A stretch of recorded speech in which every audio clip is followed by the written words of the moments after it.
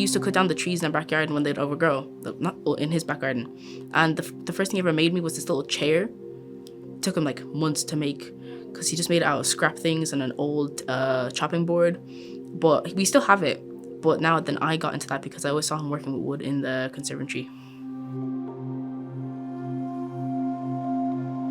Well, it was a shirt that belonged to my granddad. It's not an intact shirt. It's just cut from the back of the shirt. Nice. But it was one of the shirts he used to wear because he had like I don't know how to use it. He had preferences for like the material that he would wear, and it was between silk or whatever this is. I don't know what it is, but it's not super soft. It's not like cotton. It might be. I don't know. But he liked these bright colored t-shirts, mainly like blues and greens and yellows that he would wear because he was a very professional old man. He always wore like a tie, little handkerchief. He made sure he was in slacks all the time. His comfy outfit was still wearing a sweater with a tie. I don't know what his job was specifically because I was really young when he retired.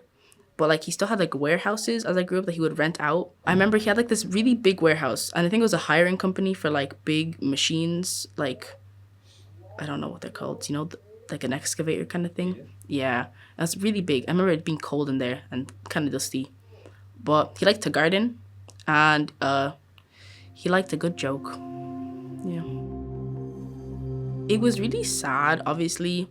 But like he was sick for a really long time, so it didn't take a super long time to adjust to him not being there because he's in the hospital for a lot. My nanny still has all his stuff in his drawer because he's trying to slowly get rid of it, but obviously it's still really soon.